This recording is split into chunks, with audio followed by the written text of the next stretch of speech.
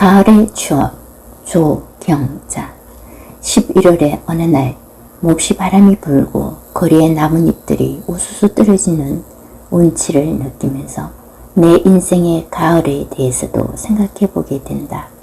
매사에 조심스럽고 겸손해지며 또한 감사하게 생각되는 나의 가을이 오기 전에 꿈 많은 어린 시절도, 방황의 청소년 시절도, 종교계에 몸담아 열정을 쏟아부은 청년의 시대도, 그리고 결혼하여 아이들을 키우며 일과 가사와 육아를 함께 뛰어도 즐겁고 행복하기만 했던 철부지, 철없이 좋기만 했던 중년도 지나면서 제2의 인생을 다시금 새로 시작하는 반백년을 지나고 보니 남는 것은 그래도 순간순간 최선을 다해 열심히 살아온 자기 자신과 훌쩍 커진 보배 1호, 보배 2호에게 감사한 마음과 함께 매일매일 나에게 주어진 삶에 열심히 성실하게 살아가는 것이 참으로 귀하고 소중한 아름다운 내 가을의 인생을 맞이하는 것이라는 걸 새삼 깨닫는다. 삶과 죽음의 문턱을 넘나드는 그런 직업을 10여 년 하다 보니 무엇이라도 살아있을 때, 할 수 있을 때, 건강하고 돈이 있을 때만이 나의 인생이 아니라 여건이 안 좋고 불편하고 경제적 사정이 좋지 않고 여러 가지 애로사항이 있다손 치더라도 이 또한 나의 삶이요 귀한 소중하고 축복의 삶이라는 것도 안다. 그래서 있는 그대로의 내가 나를 사랑하고 좋아하고 격려하며 축복할 수 있다. 사람은 잘 나가고 좋은 자리에 있을 때는 바쁘게 이리저리 뛰어다니다 보니 자신을 돌보지 못할 때도 있다. 그래서 먼저 살아본 어른들은 말한다. 건강은 건강할 때 지키는 것이라고. 또 돈을 버는 것도 중요하지만 지키는 것도 능력이라고 말이다. 풍요롭고 풍성한 가을을 잘 살아야 그 풍요로움을 잘 감수하고 지켜내야 추운 겨울도 아무 걱정 없이 따뜻하게 지낼 수가 있듯이 마음의 가을과 겨울도 생각해야 한다. 지금 내가 어디까지 와 있는지, 마음이 봄인지 여름인지 가을인지 겨울인지 아니면 그 어느 중간쯤 어딘가에 있는지.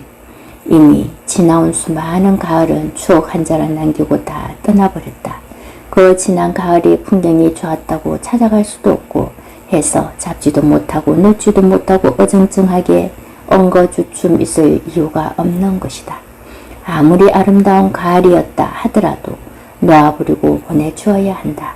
그 추억에만 잠겨있으면 그저 위안 삼아 그 자리에 머물러 버리면 더 이상 나아가지를 못한다.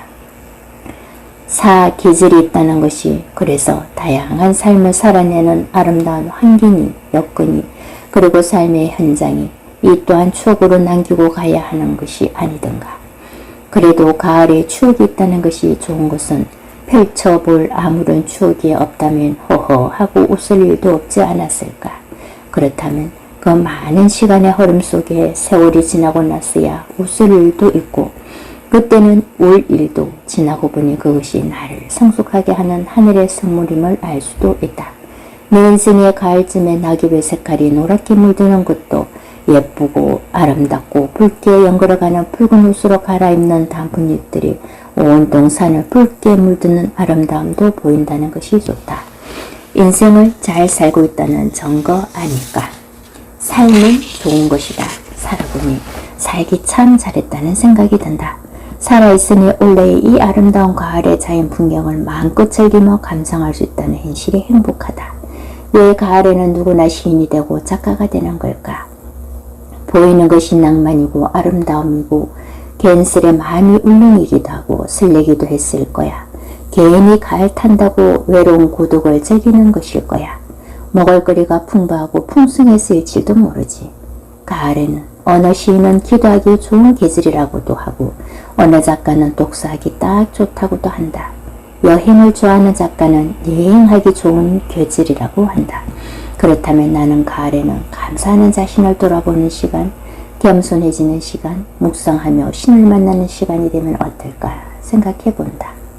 돌아가신 아버님 말씀에 음식은 맛있을 때 나눠 먹고 옷은 입을 수 있을 때 좋은 곳으로 사고 혼자 있을 때나 여럿이 있을 때 늘 마음이 편안해야 한다고 하시며 그렇게 신나게 살고 가신 분 엄마가 앞뒤를 다룰 줄 아는 분, 일할 때는 일에 전념하시고 풍요를 즐기는 분, 멋지게 살다 가신 분, 중절모를 좋아하시고 즐겨 쓰셨던 분이 오늘따라 보고 싶다.